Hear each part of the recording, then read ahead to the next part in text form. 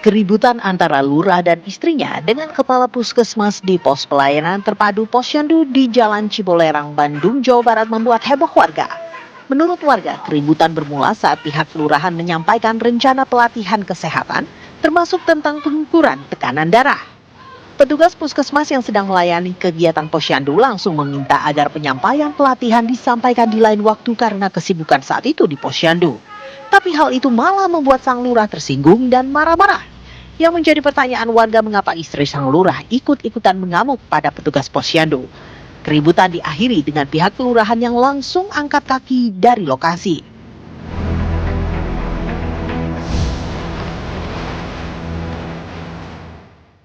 Dua anggota Brimob Polda Banten dibacok kelompok pria yang diduga merupakan preman penagih utang alias debt collector di kota Serang.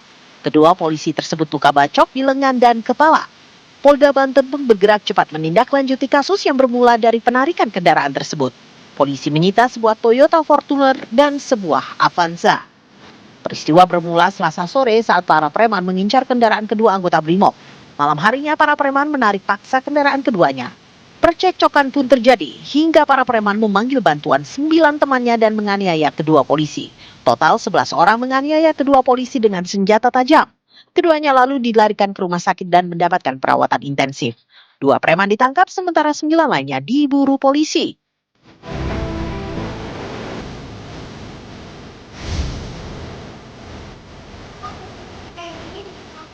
Satpol PP Jakarta Barat menangkap belasan juru parkir liar atau jukir yang kerap meresahkan pengguna jalan di Jalan Lingkar Luar dan Daan Mogot Cengkareng. Saat penangkapan sejumlah jukir liar melawan, tapi Satpol PP berhasil membekuk mereka meski ada juga yang kabur. Total 14 orang ditangkap dan langsung diserahkan ke Panti Sosial Kedoya untuk dibina.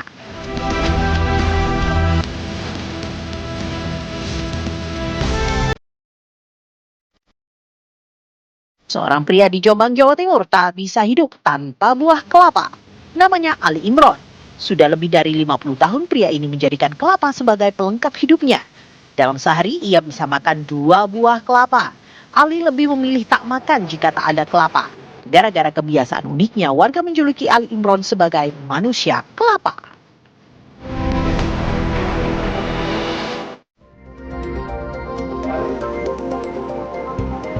Selamat siang pemirsa, Anda kembali menyaksikan Apa Kabar Indonesia Siang bersama saya Shena Damayana dan juga Rehan Ameziah yang akan memberikan Anda informasi penting dan menarik tentunya khusus untuk Anda.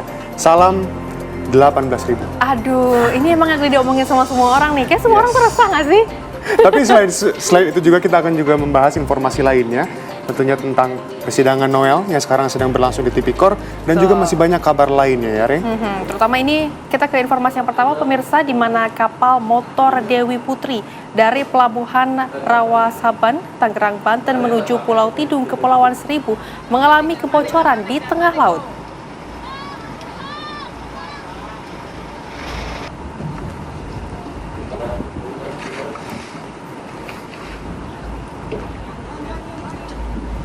Para penumpang yang berada di atas kapal panik saat mengetahui kebocoran di bagian bawah kapal.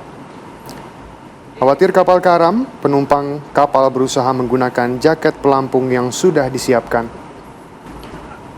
Mendapat laporan, petugas damkar, kepolisian, dan Satpol PP Kepulauan Seribu langsung ke lokasi dan mengevakuasi 35 penumpang dengan kapal lainnya ke pelabuhan terdekat. Petugas juga melakukan penyedotan air yang sudah memasuki lambung kapal.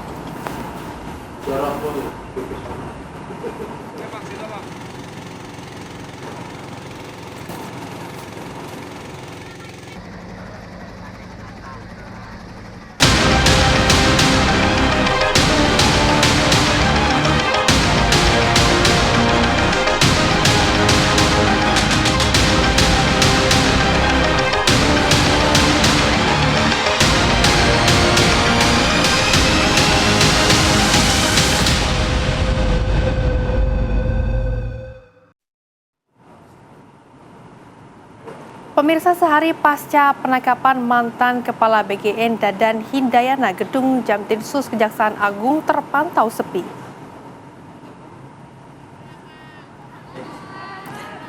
Saat ini proses penyidikan baru dimulai, namun sejak pagi hari Belum terpantau ada pemeriksaan lebih lanjut pada Dadan Hindayana, Sony Sanjaya maupun Ludwig Pusung. Jampitsus tidak menutup kemungkinan adanya pengembangan kasus hingga adanya tersangka baru.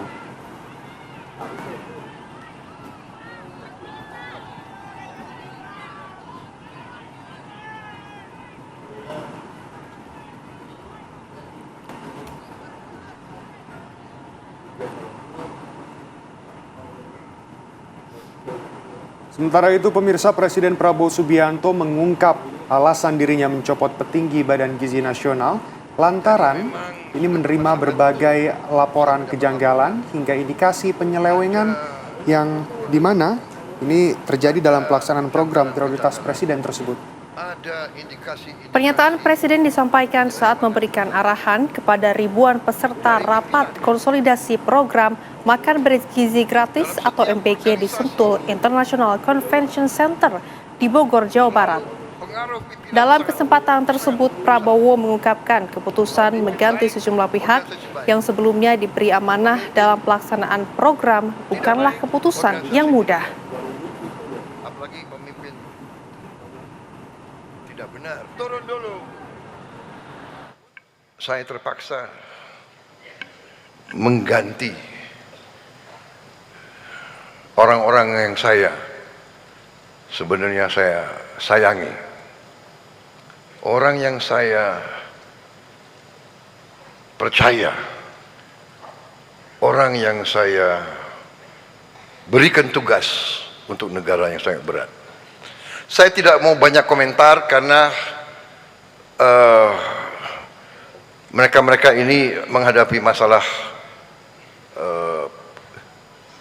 penyelidikan hukum. Karena itu saya tidak boleh banyak komentar. Nanti seolah saya mempengaruhi. Tapi yang jelas mengganti mereka itu tidak ringan bagi saya. Jadi memang sudah berapa saat saya mendapat laporan ada kekurangan-kekurangan, ada kejanggalan-kejanggalan, ada indikasi-indikasi penyelewengan dari pimpinan.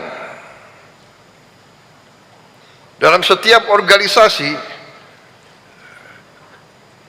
selalu pengaruh pimpinan sangat besar. Pemimpin baik, organisasi baik. Pemimpin tidak baik, organisasi tidak baik. Baik pemirsa, pemeriksaan hingga saat ini masih dilakukan oleh Kejaksaan Agung. Kita langsung bergabung dengan rekan Rizka Salsabila yang berada di sana. Rizka, bagaimana situasi terkini di sana?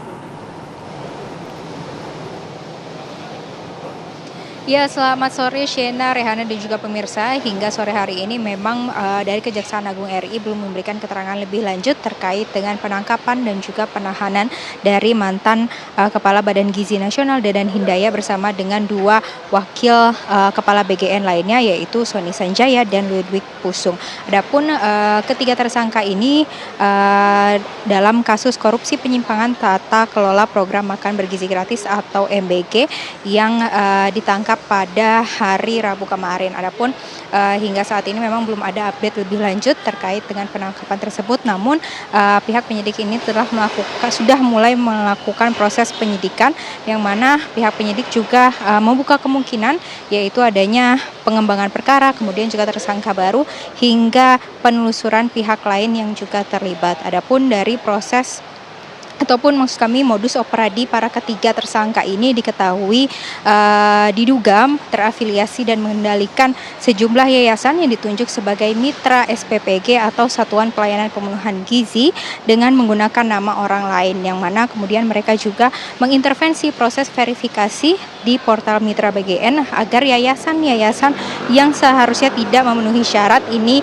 tetap dapat lolos dan terpilih menjadi mitra SPPG. Kemudian mereka juga melakukan penggelembungan dana atau markup pada sejumlah pengadaan barang dan jasa di lingkungan BGN, yang mana sejumlah barang yang seperti motor listrik, pengadaan sepatu, kemudian juga pengadaan tablet dan televisi yang tidak sesuai kebutuhan dan terjadi markup. Adapun dari modus operandi mereka ini juga diduga para tersangka menerima atau meraup keuntungan dan menikmati aliran dana hingga miliaran rupiah setiap harinya dari yayasan yang terafiliasi atau secara tidak langsung dikendalikan oleh para ketiga tersangka. Adapun hingga kini ketiga tersangka tersebut sudah dalam penahanan oleh Kejaksaan Agung RI, yang mana ini akan ditahan selama 20 hari di Rutan Salemba Cabang Kejaksaan Agung dan juga Rutan Salemba Cabang Kejaksaan Negeri Jakarta Selatan. Sementara itu demikian, Shena, saya kembalikan ke Anda di studio. Baik, nampaknya akan ditahan selama 20 hari ke depan. Terima kasih Rizka Sabila atas laporan Anda langsung dari lokasi. Selamat kembali bertugas. Dan pemirsa, Kejagung menetapkan 3 orang tersangka mantan pejabat Badan Gizi Nasional, pemirsa, yang juga ini sebagai tersangka korupsi tata kelola program makan bergizi gratis. Bagaimana modus dan juga dugaan penyimpangannya? Berikut kami akan sajikan infografis selengkapnya untuk Anda.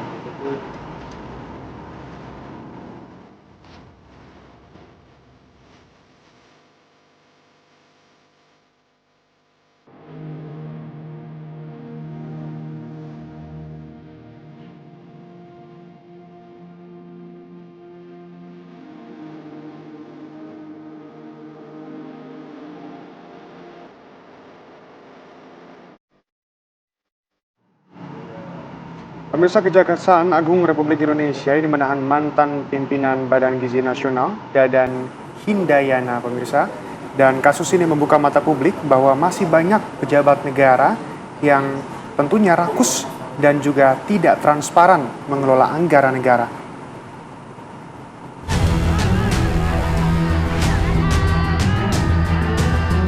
Mantan Kepala Badan Gizi Nasional Dadan Hindayana keluar dari gedung Bundar Kejaksaan Agung mengenakan rompi tahanan Kejagung pada Rabu sore. Setelah keluar dari gedung Bundar, Dadan langsung dibawa masuk ke mobil tahanan. Bahwa sejak tanggal 6 Januari 2025, pemerintah telah melaksanakan program MBG Makan Bergizi Gratis atau disingkat MBG, yang merupakan program prioritas nasional yang diselenggarakan melalui Badan Gizi Nasional dalam bentuk pemberian makan bergizi secara gratis dengan tujuan pemenuhan angka kecukupan gizi atau AGG anak sekolah dengan total anggaran tahun 2025 sebesar 85,27 triliun dan tahun 2026 sebesar 268 triliun yang bersumber dari APBN. Bahwa program MBG tersebut seharusnya dikelola oleh yayasan-yayasan pada setiap sekolah. Namun pada faktanya yayasan-yayasan yang ditunjuk sebagai mitra SPPG merupakan yayasan yang dijadikan sarana untuk kejahatan dan terafiliasi dengan pejabat atau pegawai BGN yang tidak memenuhi syarat untuk menjadi mitra SPPG. Namun tetap ditunjuk dengan cara dilakukan pengaturan verifikasi pada portal mitra BGN dengan adanya atensi dari tersangka. Dan yayasan-yayasan tersebut mendapatkan insentif miliaran rupiah ya, setiap hari, dan yayasan-yayasan tersebut terafiliasi diantara dimiliki oleh saudara DH, saudara SS, dan saudara LP. Bahwa selain menggunakan yayasan yang terafiliasi tersebut, saudara DH bersama-sama dengan saudara SS dan saudara LP dalam melakukan proses pengadaan baik barang dan jasa di BGN secara melawan hukum, melakukan intervensi kepada BPK, sehingga dalam penyusunan KAK pengadaan barang dan jasa pada BGN tidak disusun sesuai kebutuhan real di lapangan dan adanya markup harga pengadaan, sehingga terjadi kerugian yang tidak mendukung operasional pelaksanaan MBG. Di antaranya, 1. Pengadaan motor listrik sebanyak 21.801 unit dengan total pengadaan sebesar sekitar 1 triliun rupiah. Pengadaan 32.000 pasang sepatu yang tidak sesuai ketentuan dan adanya markup. Pengadaan tablet sebanyak 31.000 sekian yang tidak sesuai ketentuan dan adanya markup, dan pengadaan televisi 75 inch sebanyak 5.400 unit yang tidak sesuai ketentuan dengan adanya markup harga. Bahwa terhadap perkara tersebut telah mengakibatkan kerugian keuangan negara. Para tersangka disangka melanggar pasal 603 dan 604 junto pasal 20 Undang-Undang Nomor 31 Tahun 99, Undang-Undang Nomor 1 Tahun 2023 tentang KUHP. Bahwa para tersangka tersebut saat ini dilakukan penahanan selama 20 hari ke depan di Rutan Salemba Cabang Kejaksaan Agung dan Rutan Salemba Cabang Kejaksaan Negeri Jakarta Selatan. Istana merespon penangkapan mantan Kepala Badan Gizi Nasional Dadan Hindayana oleh Kejaksaan Agung. Respon pemerintah ini disampaikan oleh Menteri Sekretaris Negara Prasetyo Hadi melalui pesan singkat kepada awak media. Pras mengatakan seluruhnya diharapkan menjadi evaluasi serta perbaikan tata kelola manajemen kementerian atau lembaga di bawah Kabinet Merah Putih. Informasi yang beredar dari pagi hingga siang hari ini tentunya yang pertama-tama ya, marilah kita beri kesempatan kepada aparat penegak hukum di dalam menjalankan tugasnya, dan kemudian nanti kita bersama-sama kita lihat dan kita tunggu hasilnya. Tentunya ini bagian dari proses untuk sekali lagi komitmen kita bersama-sama adalah untuk selalu berusaha memperbaiki tata kelola, memperbaiki manajemen bagi semua pemerintahan, kementerian maupun lembaga, dan mari bagi kita semua bahwa di dalam menjalankan pemerintahan dan di dalam menjalankan tugas sehari-hari untuk terus menghindarkan diri dari hal-hal yang melanggar norma-norma, terutama norma-norma hukum. Sementara itu, Wakil Ketua DPR RI Sufmi Dasko Ahmad menyatakan pihak DPR menyerahkan sepenuhnya kasus penggeledahan di kantor Badan Gizi Nasional kepada aparat penegak hukum. Terkait evaluasi terhadap kinerja BGN, Dasko menyatakan Komisi 9 DPR telah memberikan sejumlah catatan-catatan terkait kinerja BGN dan pelaksanaan MBG kepada pemerintah. Saya belum dengar ya soal masalah penangkapan. Saya baru dengar berita soal penggeledahan. Tapi apapun itu, kita serahkan kepada aparat penegak hukum yang tentunya mempunyai pertimbangan-pertimbangan tersendiri. Demikian. Saya rasa hal yang sudah disampaikan oleh Komisi 9 kepada pihak pemerintah mengenai evaluasi BGN tentunya sudah menjadi bagian dari masukan, sehingga masukan itu kami pikir sudah diakomodir oleh pemerintah,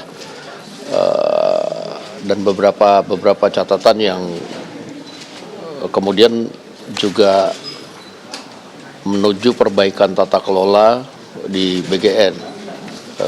Soal-soal lain saya juga kurang mendalami karena itu langsung dikirimkan ke pemerintah. Demikian. Publik berharap kasus ini menjadi momentum untuk memperkuat transparansi dan akuntabilitas dalam pengelolaan program strategis pemerintah yang digadang demi kepentingan rakyat. Pemerintah wajib evaluasi dan perkuat pengawasan termasuk tata kelola anggaran agar tidak dimakan oleh koruptor rakus yang memperkaya diri sendiri. Tim TV One mengabarkan.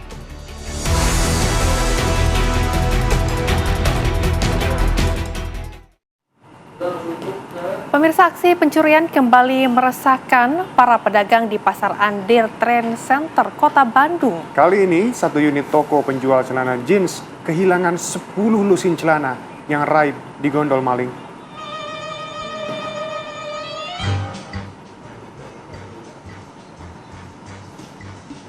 Jadi saat pasar. Oke, Kak. Kejadian ini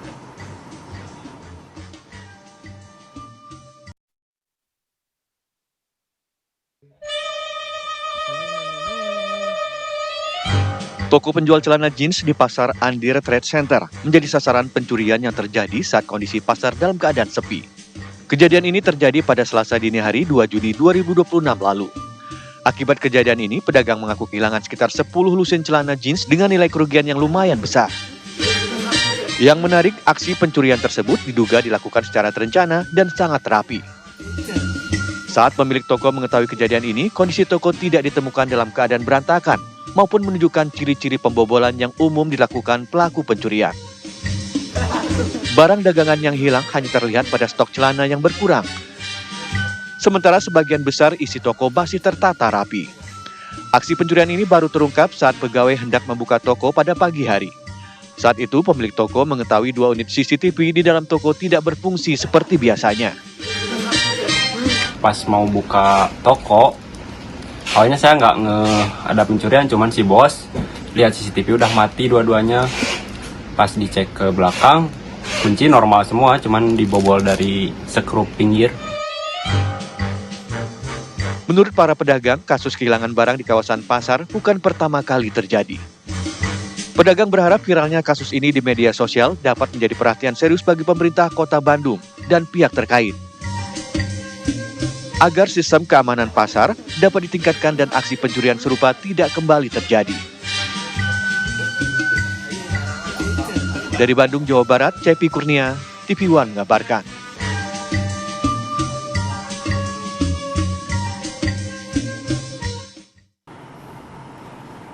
Kembali bersama kami di Apa Kabar Indonesia Siang. Pemirsa, ponsel seorang bocah perempuan berusia 10 tahun dirampas seorang pelaku jambret hingga jatuh tersungkur dari sepeda listriknya.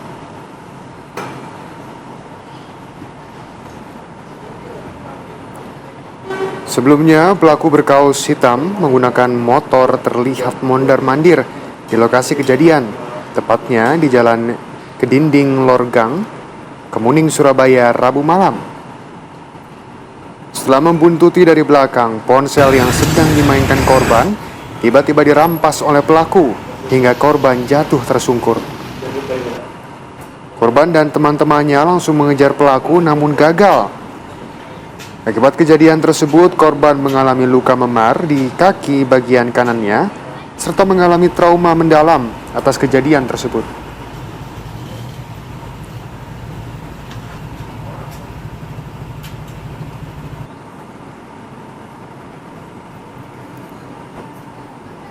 Ikuti ya.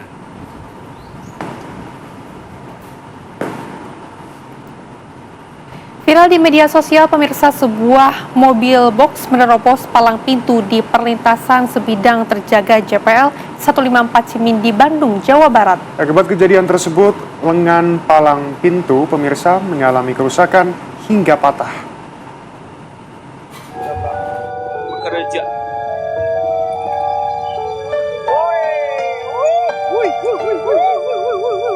Kembali terjadi lagi aksi tak bertanggung jawab dari pengguna jalan yang menerobos palang perlintasan kereta api viral di media sosial. Sebuah mobil box menerobos perlintasan sebidang terjaga JPL 154 Cimindi, Bandung, Jawa Barat. Akibatnya, kendaraan tersebut menabrak lengan palang hingga mengalami kerusakan dan patah. Beruntung saat kejadian tidak ada kereta api yang melintas sehingga tidak menimbulkan korban maupun kecelakaan yang lebih fatal.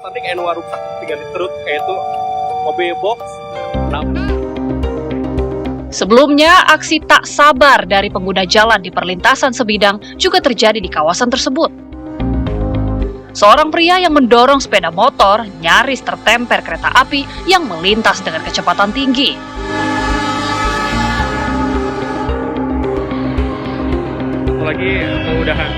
Tidak hanya pengendara motor, 3 orang pejalan kaki pun nekat menerobos perlintasan dan nyaris tertemper kereta. Sontak kejadian ini membuat geram warga sekitar yang melihat kejadian tersebut. Kecelakaan di perlintasan sebidang selalu diawali dari ketidakdisiplinan pengguna jalan. Pihak KAI Daops 2 Bandung mencatat sepanjang tahun 2026 terjadi belasan insiden warga yang menerobos, bahkan sebagian berakhir fatal dengan korban meninggal dunia. Masyarakat pun diminta mematuhi aturan, mendahulukan perjalanan kereta api, serta selalu berhenti dan menengok kanan kiri sebelum melintas. Kami ingatkan, palang pintu hanyalah alat bantu pengamanan. Kami menghimbau masyarakat agar tetap berhati-hati, patuhi aturan, berhenti, tengok kanan kiri, dan pastikan aman sebelum melintas di perlintasan sebidang. Sudah sepatutnya pengguna jalan harus lebih bertanggung jawab dan sabar. Utamakan keselamatan guna mencegah terjadinya kecelakaan.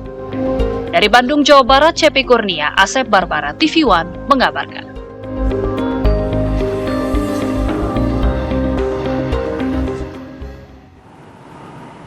Kita ke kabar selanjutnya, pemirsa, ini cukup miris di mana seorang pria paruh baya melakukan aksi begal payudara terhadap seorang siswi. Modus yang dilakukan pelaku berpura-pura meminta bantuan di jalan yang sepi. Inilah pemirsa detik-detik pelaku berinisial P yang diketahui ini berusia 58 tahun berhasil ditangkap oleh tim Resmo Polres Wonosobo, Jawa Tengah. Menurut pihak kepolisian, aksi begal payudara dilakukan saat berada di jalan dengan modus berpura-pura meminta pertolongan terhadap korban yang berusia 15 tahun. Lantaran berniat menolong, korban yang tengah mengendarai motor usai pulang sekolah pun berhenti. Dalam waktu singkat, pelaku langsung melakukan aksi eksibisionis dan pelecehan.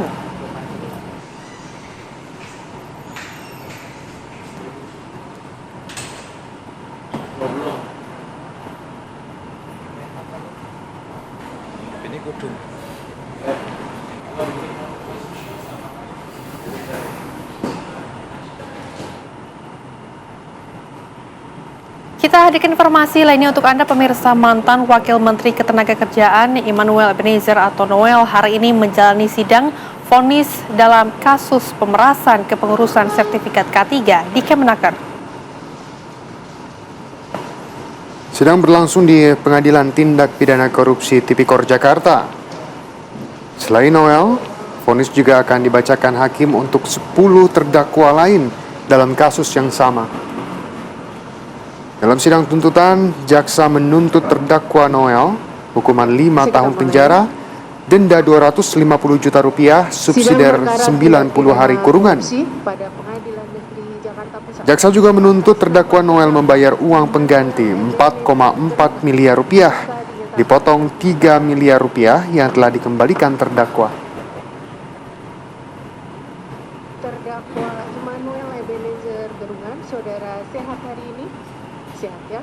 Sesuai dengan penundaan sidang minggu lalu, hari ini agendanya adalah pembacaan putusan. Hari ini giliran majelis untuk membacakan putusan atas. Dan pemirsa, kini kita ikuti persidangan vonis untuk mantan Wamenaker Immanuel Ebenezer di Pengadilan Tipikor Jakarta Pusat. Uang kepada terdakwa atas usaha ikan bandeng sebesar 200 juta rupiah secara cash dan uang masuk ke rekening terdakwa tanggal 27 Februari, tanggal 27 Maret, 27 April, dan 23 Mei 2025 dengan total 200 juta adalah uang pengembalian atas pinjaman tersebut.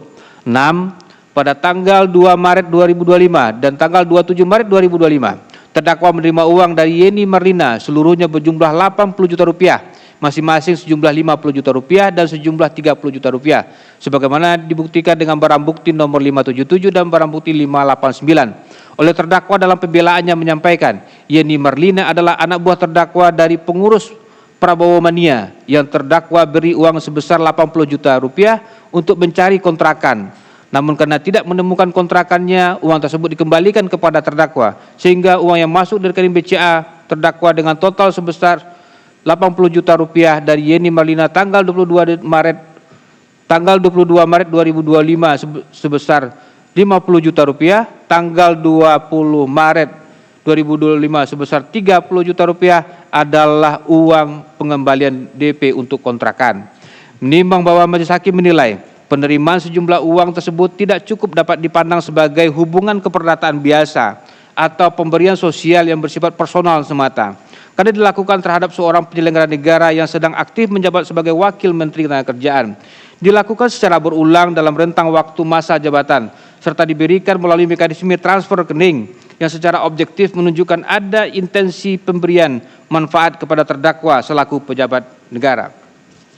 Menimbang bahwa terhadap seluruh penerimaan tersebut terdakwa memang telah memberikan penjelasan mengenai asal-usul dasar penerimaannya yang berupa uang hasil usaha pribadi, keuntungan kegiatan relawan, hasil jual beli kendaraan, hubungan pertemanan, pengembalian pinjaman maupun pengembalian uang muka kontrakan. Akan tetapi menurut majelis hakim, penjelasan yang diberikan terdakwa tersebut tidak serta-merta dapat diterima sebagai kebenaran hukum yang terbukti karena dalam sistem pembuktian untuk meniadakan sifat melawan hukum suatu penerimaan harus didukung oleh alat bukti yang sah, relevan dan mempunyai kekuatan pembuktian. Menimbang bahwa merujuk ketentuan pasal 37 ayat 1 Undang-Undang tentang Pemberantasan Tindak Pidana Korupsi memberikan hak kepada terdakwa untuk membuktikan bahwa dirinya tidak melakukan tindak pidana korupsi dalam perkara gratifikasi. Ketentuan tersebut merupakan pengejawantahan prinsip pembuktian terbalik yang bersifat terbatas dan berimbang, yang memberikan kesempatan kepada terdakwa untuk menjelaskan harta atau penerimaan yang berada dalam penguasaannya. Oleh karena itu, ketika terdakwa mengemukakan bahwa uang yang diterimanya berasal dari hubungan keperdataan, pinjam-meminjam, hasil usaha ataupun hubungan sosial, maka beban untuk menunjukkan kebenaran dalil tersebut berada pada diri terdakwa melalui alat bukti. Menimbang bahwa mencermati seluruh alat bukti yang diajukan, tidak ditemukan dokumen perjanjian pinjam-meminjam, bukti transaksi jual beli, catatan pembukuan usaha, kwitansi, surat pernyataan, laporan keuangan maupun alat bukti lain yang dapat membuktikan secara meyakinkan bahwa penerimaan uang sejumlah 435 juta tersebut benar-benar berasal dari hubungan hukum keperdataan sebagaimana didalilkan oleh terdakwa. Penjelasan terdakwa hanya berhenti pada... Kembali bersama kami di Apa Kabar Indonesia Siang. Kementerian Haji dan Umroh menegur maskapai Garuda Indonesia setelah pesawat yang membawa jemaah haji asal Banten mengalami penundaan selama berjam-jam di Jeddah.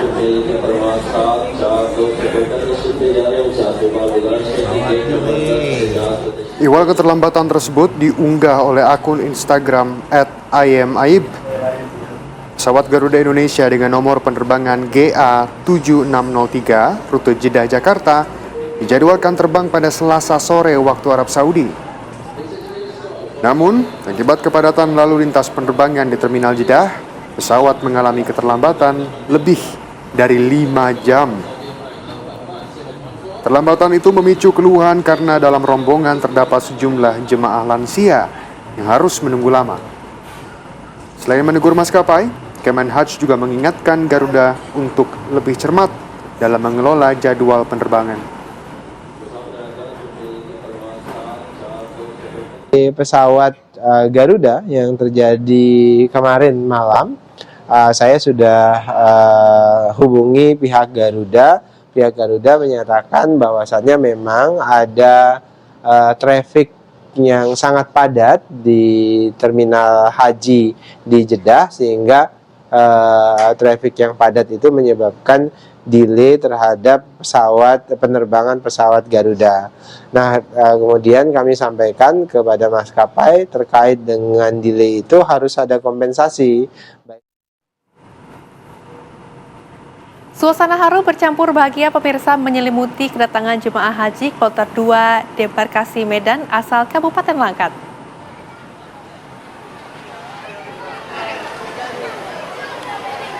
Kedatangan para jemaah disambut petugas dan keluarga jemaah haji yang sudah menanti di asrama haji. Saat jemaah turun dari bus, suasana yang semula tertib mendadak riuh. Pelukan dan tangisan air mata kerinduan dari keluarga tak terbendung saat jemaah menapakkan kakinya di asrama Haji Medan. Di tengah kebahagiaan kepulangan jemaah kloter 2 asal Langkat terselip duka mendalam. Satu jemaah meninggal di Mekah karena sakit. Catat pula seorang jemaah yang tidak pulang bersama rombongan karena masih dalam perawatan medis.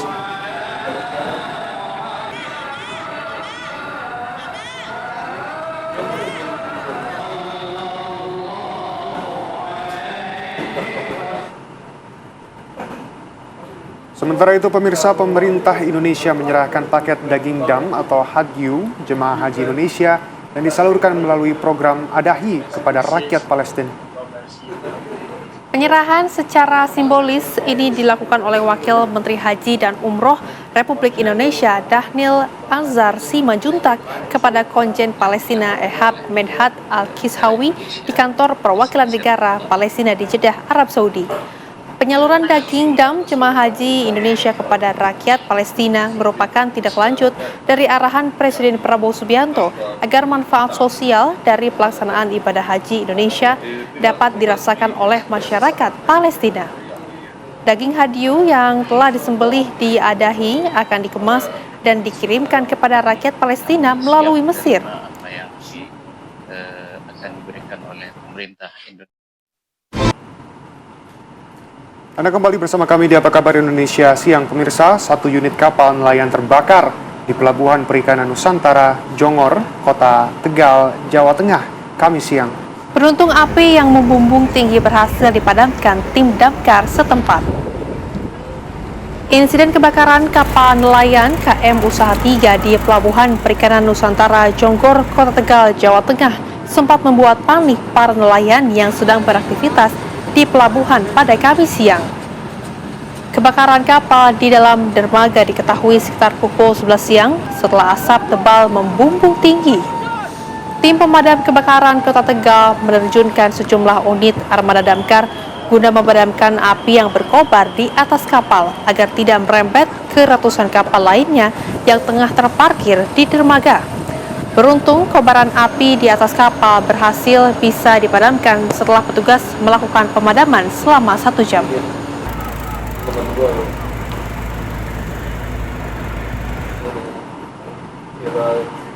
Kita ke kabar lain, pemirsa, di mana penutupan sejumlah tempat pembuangan sementara atau TPS di Kelurahan Pulau Gebang mengakibatkan penumpukan sampah di wilayah Buaran Cakung, Jakarta Timur. Sampah yang menumpuk hingga beberapa meter ini terjadi lantaran warga yang kebingungan mencari lokasi pembuangan sampah alternatif.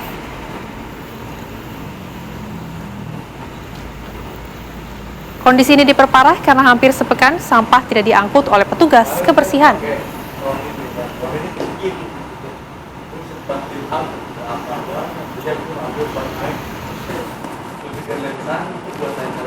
Nah, pemirsa, kabar tersebut sekaligus menutup jumpa kita kali ini. Saya Shena Damayana. Dan juga saya Rehana Mezia, Pokoknya Semak Piring Petugas. Izin pamit undur diri, terima kasih dan sampai jumpa.